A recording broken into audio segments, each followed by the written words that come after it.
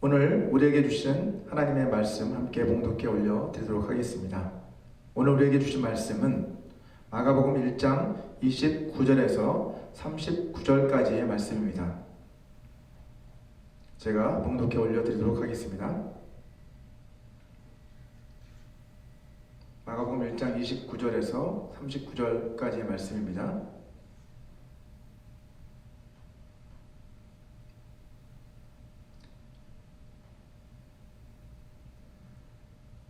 회당에서 나와 곧 야고보와 요한과 함께 시몬과 안드레의 집에 들어가시니 시몬의 장모가 열병으로 누워있는지라 사람들이 곧 그 여자에 대하여 예수께 여짜온대 나아가사 그 손을 잡아 일으키시니 열병이 떠나고 여자가 그들에게 수종드니라.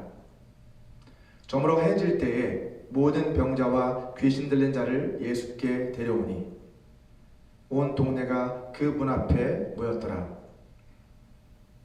예수께서 각종 병이 든 많은 사람을 고치시며 많은 귀신을 내쫓으시되 귀신이 자기를 앓므로 그 말하는 것을 허락하지 아니하시니라.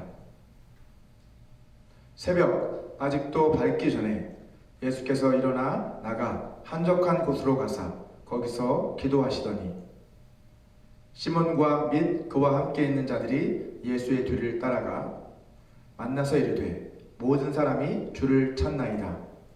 이르시되 우리가 다른 가까운 마을들로 가자.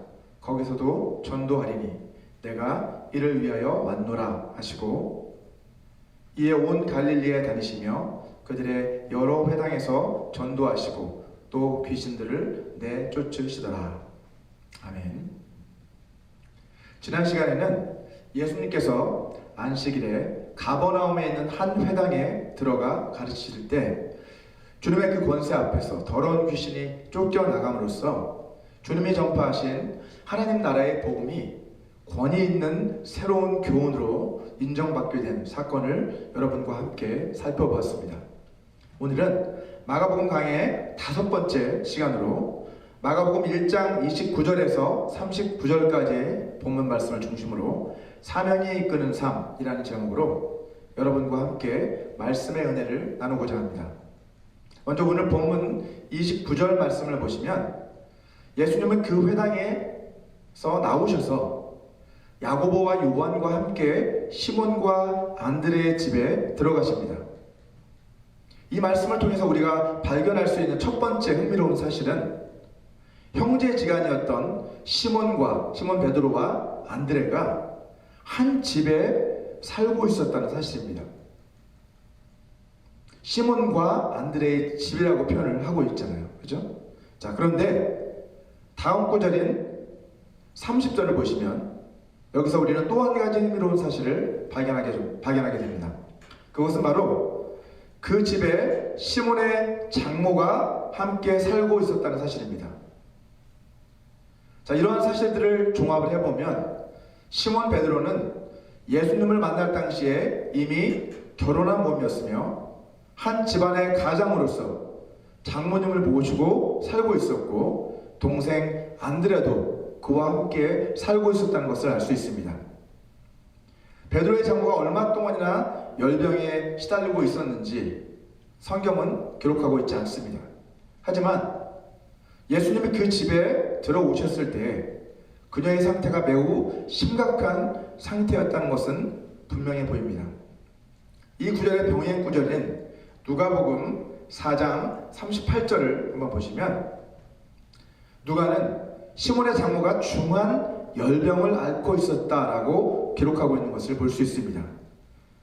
예수께서 일어나 회당에서 나가사 시몬의 집에 들어가시니 시몬의 장모가 중한 열병을 앓고 있는지라 사람들이 그를 위하여 예수께 구하니 라고 기록하고 있죠. 누가는 다른 복음서 기자들과 달리 의사 출신답게 그녀의 병세에 대해서 보다 상세하게 기록을 하고 있습니다. 여러분도 잘 아시다시피 고열이 심해지면 자칫 사람의 목숨을 앗아갈 수도 있습니다. 방금 전 회당에서 주님의 능력을 두 눈으로 직접 목격했던 제자들은 지금 이 상황의 심각성을 바로 인지하고 지체 없이 주님 앞에 도움을 요청합니다. 본문 31절을 한번 보시면 주님께서는 그녀에게 다가가셔서 그녀의 손을 잡아 일으켜 주십니다. 자, 그러자 그 즉시 열이 내리고 그녀는 예수님 일행을 곧바로 수종드니라, 곧 섬기고 대접했다는 것을 알 수 있습니다. 한 가지 흥미로운 것은 각 복음서마다 예수님이 열병을 고쳐주시는 이 장면에 대한 묘사가 조금씩 차이가 있다는 점입니다. 먼저 오늘 본문인 마가는 예수님이 그녀의 손을 잡아 일으키셨다라고 기록하고 있는데, 마태는 그녀의 손을 그냥 만지셨다라고 그렇게 기록을 하고 있습니다. 한편 누가는 손을 만졌다는 언급은 없이 예수님이 열병을 꾸짖으셨다라고 그렇게 기록을 하고 있습니다. 누가복음 4장 35절 말씀을 한번 보겠습니다. 39절, 죄송합니다. 39절. 예수께서 가까이 서서 열병을 꾸짖으신데 병이 떠나고 여자가 곧 일어나 그들에게 수종드니라 라고 기록을 하고 있어요. 다른 복음서와 달리 열병을 꾸짖었고 그래서 열병이 떠나갔다라고 표현을 하고 있습니다. 자, 복음서의 기록들을 모두 종합을 해서 이 사건을 한번 재구성을 해보면, 예수님이 그녀에게 가까이 다가가셔서 열병을 꾸짖으시면서 그녀의 손을 잡아 일으키시니까 열병이 떠나가고 그녀가 곧 회복이 되어서 자리에서 일어나 그들을 대접했다는 것을 알 수 있습니다. 자, 예수님께서 시몬 베드로의 장모를 고쳐주신 이 사건은 복음서의 다른 치유 사건들과 달리 병자 그 자신이나 그 주변 사람들의 믿음에 대한 그 믿음을 보시고 이러한 표현들이 전혀 없습니다. 오늘 본문의 사건은 병을 고치시는 예수님의 그 능력에 철저하게 초점이 맞춰져 있습니다.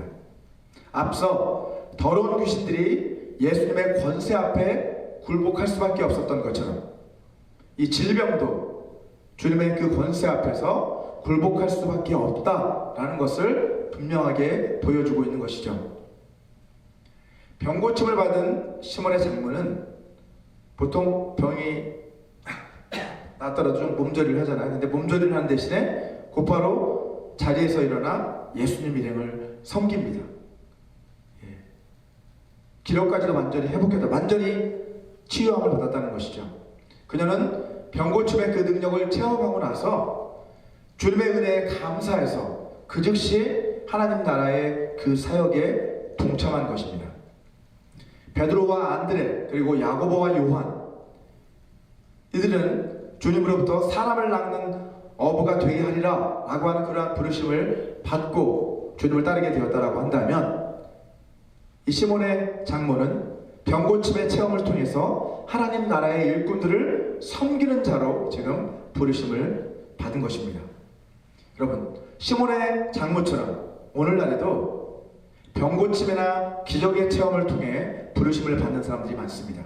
하지만 병고침이나 기적을 체험했다고 해서 모두가 하나님 나라의 일꾼이 되는 것은 아닙니다. 놀라운 기적을 체험하고 나서도 하나님 나라의 일에 동참하지 않고 여전히 세상 일에 얽매여서 살아가는 그러한 사람들도 많습니다. 병고침이나 기적 자체가 중요한 것이 아니라 그러한 체험을 통해서 하나님을 만난 이후에 어떠한 삶을 살아가느냐가 더 중요합니다. 오늘 본문 32절과 33절 말씀을 보시면, 저물어 해질 무렵에 온 동네 사람들이 모든 병자와 귀신 들린 사람들을 데리고 그 집 문 앞에 모였다라고 그렇게 기록을 하고 있습니다. 지난 시간에 살펴봤던 것처럼 예수님이 회당에서 귀신 들린 사람을 고쳐주셨다라고 하는 이 소문은 삽시간에 갈릴리 사방으로 번져나갔습니다. 마가복음 1장 28절 말씀이죠. 예수의 소문이 곧 온 갈릴리 사방에 퍼지더라 라고 기록합니다. 뿐만 아니라 예수님이 베드로의 장모를 고쳐주셨다라고 하는 이 소문 역시 빠르게 온 동네로 퍼져나갔기 때문에 그처럼 많은 사람들이 베드로의 집으로 몰려들게 된 것입니다. 자, 그런데 마가복음 1장 21절을 보시면 예수님이 회당에서 가르치셨던 그날은 바로 안식일이었다는 것을 알 수 있어요. 안식일에 회당에 들어가셨어요. 자, 그리고 예수님이 베드로의 집에 들어가셔서 그의 장모를 고쳐주신 그날도 바로 그 안식일이었습니다. 오늘 본문 32절에서 사람들이 날이 저물어 해가 질 때에 그 집으로 몰려들었던 이유가 바로 이 때문입니다. 자, 이스라엘은 우리와 달리 해가 지고 난 뒤에 하루가 시작이 됩니다. 그 때문에 사람들은 안식일이 그날이 안식일이었기 때문에 안식일이 끝날 때까지 해가 지기까지 기다렸다가 새날이 되자마자 시작되자마자 주님을 찾아온 거예요. 자, 십계명에 따라 유대인들은 안식일에는 일을 할 수가 없었습니다. 그래서 안식일에는 정해진 거리 이상을 넘어서 이동할 수도 없었고 어떤 이렇게 병자들을 들고 이동하는 그런 옮기는 일도 일로 간주되었기 때문에 할 수가 없었습니다. 자, 그래서 이 안식일이 끝나는 그때를 기다렸다가 다 같이 이렇게 몰려든 거예요.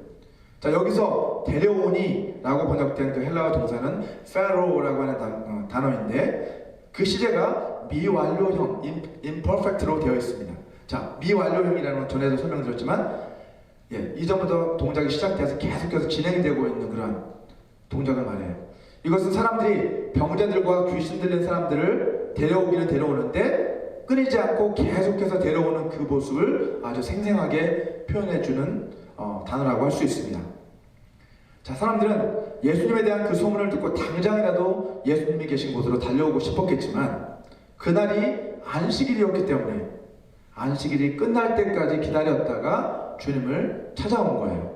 마치 여러분 미국에서 블랙 프라이데이 때가 되면 쇼핑몰 앞에서 매장문이 열리기 훨씬 전부터 아주 자리를 깔고 기다리면서 장사진을 사람들이 이루어서 기다리고 있는 것처럼 그 모습처럼 그날 베드로의 집 문 앞에도 아마 사람들이 이렇게 몰려들어서 줄을 장사진을 이루었을 것입니다. 본문 34절을 보시면 예수님께서는 각종 병자들을 다 하나하나 일일이 다 고쳐주시고 귀신 들린 사람에게서 귀신을 내쫓아 주십니다. 이처럼 예수님은 그날이 안식일이었는데도 불구하고 잠시도 쉬지 못하고 가르치시고 또 병도 고쳐주시고 또 그날이 끝나자마자 또 몰려든 사람들을 위해서 병을 고쳐주시고 귀신을 내쫓아주는 그런 사역을 계속해서 쉬지 않고 감당하신 거예요. 여러분, 공생의 기간 동안에 예수님께서는요 늘 이처럼 바쁘고 피곤한 삶을 사셨지만 그럼에도 불구하고 하나님 아버지와의 그 친밀한 교제를 위한 기도의 시간을 결코 소홀히 하지 않으셨습니다. 오늘 본문 35절을 한번 보시면 주님께서는 새벽 아직도 밝기 전이라고 표현하고 있는데요. 다음날 새벽 곧 날이 밝기도 전에 한적한 곳으로 가셔서 거기서 기도를 하십니다.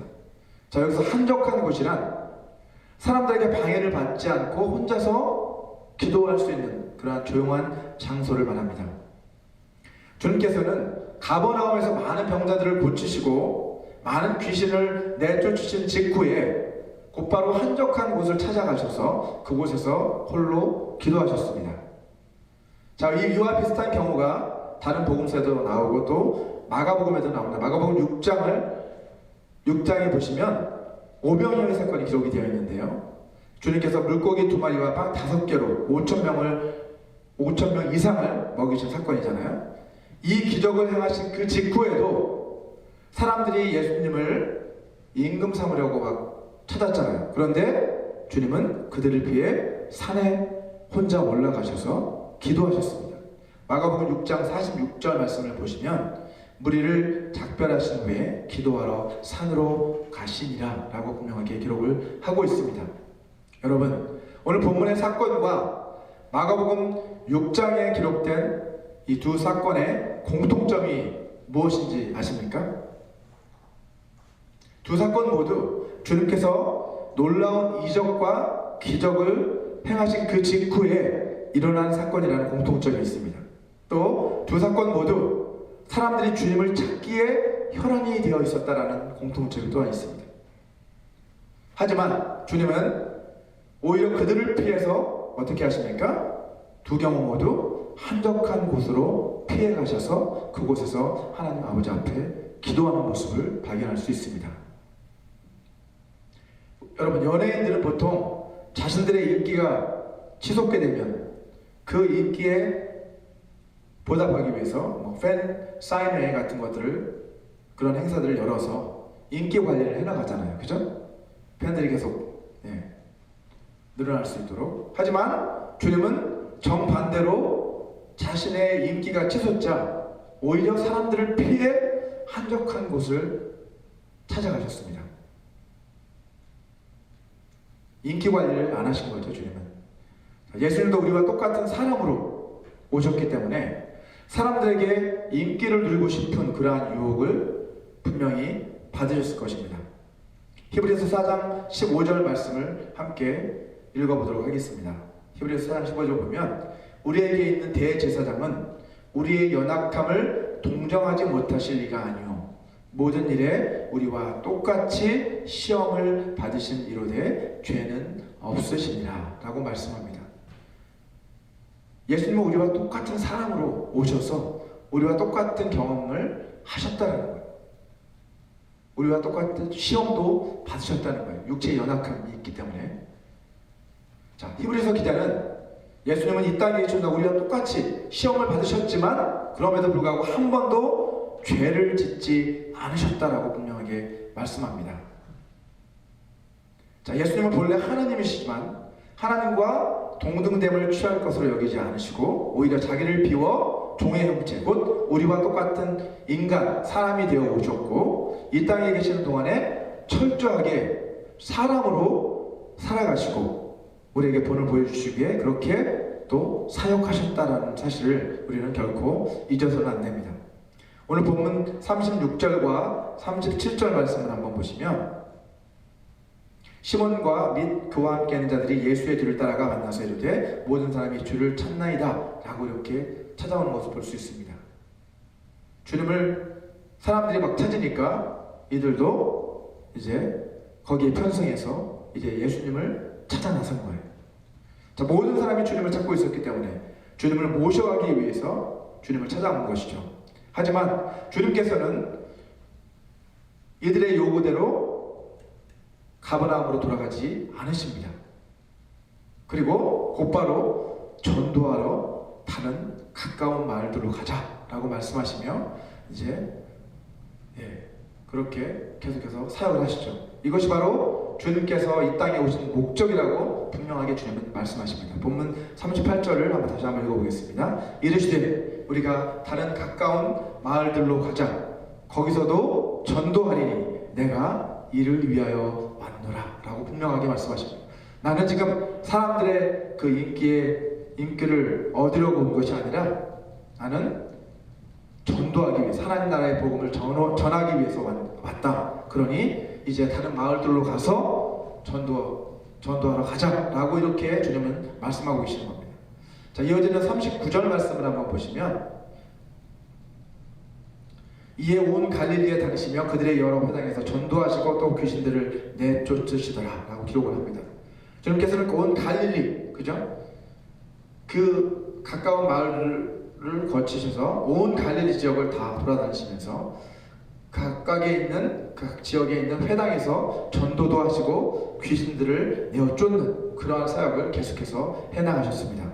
오늘 본문의 사건은 우리에게 전도와 기도와 신효와 축귀, 귀신을 내어 쫓는 것, 이것들이 서로 어떤 관계인지를 우리에게 분명하게 보여주는 사건이라고 할 수 있습니다. 여러분, 전도는 하나님 나라의 복음을 선포하는 것이잖아요. 그죠? 그리고 신효와 축귀, 귀신을 내어 쫓는 것은 하나님 나라가 이 땅에 임했다라는 것을 보여주기 위해서 주님이 사용하신 표적들입니다. 자, 그리고 기도는 이 전도와 신효와 축기를 감당해 나가기 위해서 위로부터 주시는 그 능력을 공급받는 통로라고 할 수 있습니다. 여러분, 전도가 궁극적인 목적이라고 한다면, 하나님 나라의 복음을 선포하는 것, 그것이 궁극적인 목적이라고 한다면 신유와 축기는 그 목적을 이루기 위한 수단과 방법이라고 할 수 있고, 기도는 그 모든 궁극적인 목적을 이루기 위한 이 모든 것들을 감당해낼 수 있는 원동력이라고 말할 수 있습니다. 자, 우리 주님께서는 이 땅에 계시는 동안 철저하게 미션 드리븐 라이프, 즉 오늘 설교 제목과 똑같이 사명이 이끄는 삶, 그러한 삶을 철저하게 이 땅에서 살아가셨습니다. 주님의 사명은 하나님 나라의 복음을 전하는 것이었습니다. 주님께서는 이 사명을 감당하시기 위해서 자주 한적한 곳에 찾아가셔서 홀로 그곳에서 기도하셨습니다. 마태복음 6장 6절을 보시면 주님께서는 우리에게 기도의 골방에 들어가 기도하라 라고 말씀을 하십니다. 너는 기도할 때에 내 골방에 들어가 문을 닫고 은밀한 중에 계신 내 아버지께 기도하라. 은밀한 중에 보시는 내 아버지께서 갚으시리라 라고 말씀하셨어요. 자, 여기서 기도의 골방, 영어로는 prayer room이라고 하는데, 이 기도의 골방은 다른 사람의 방해를 받지 않고 조용히 하나님 앞에 기도할 수 있는 그 장소를 말하는 것입니다. 자, 은밀한 중에 하나님 아버지 앞에 아뢰을 수 있는 그곳, 그것이 바로 기도의 골방, 내 골방, 우리 각자의 골방이 있어야 한다는 것이죠. 지난 2015년에 개봉되었던 기독교 영화 가운데 워룸이라고 하는 영화가 있었는데요. 이 워룸이라는 영화, 이 영화는 기도의 골방에서 드리는 그 기도가 얼마나 강력한 능력을 가지고 있는지를 우리에게 잘 보여준 영화입니다.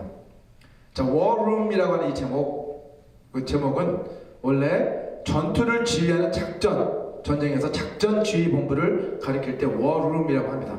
자, 기도의 골방, 이 프레어룸은 우리의 워룸이라는 거죠. 우리의 최고 지휘관이신 하나님, 우리 하나님이 작전 명령을 하달하시는 그 작전 지휘 본부가 바로 기도의 골방이라고 할 수 있습니다. 자, 우리의 일상의 삶 속에서 일어나는 이 치열한 영적 전투에서 우리가 승리하기 위해서는 날마다 이 기도의 골방에 들어가 하나님이 우리에게 지시하시는 이 작전 명령을 올바로 하달받아야만 합니다. 자, 주님께서는 사람들에게 인기를 얻기 위해서 사역하지 않으셨습니다. 오히려 주님께서는 사람들이 몰려들기 전에 그 자리를 피하셨어요.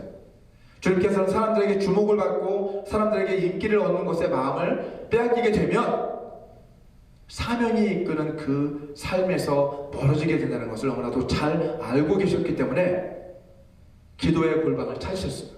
기도하러 산으로 올라가셔서 그곳에서 사명을 다시 내 사명이 무엇인지를 다시 한번 확인하시는 거죠. 자, 예수님께서 이러한 유혹을 사람들이 찾는 그러한 유혹을 이겨내기 위해서 그 자리를 속히 떠나 한적한 곳으로 가셔서 기도를 하신 것이죠. 이처럼 죄의 유혹을 이겨내는 가장 효과적인 방법은 첫째는 그 유혹의 현장에서 속히 벗어나는 거죠. 그죠? 자, 그 속에서 벗어나서 그 유혹에 빠지지 않도록 기도의 골방에 들어가 하나님 앞에 기도하는 것, 그것이 가장 좋은 전략이라고 할 수 있습니다.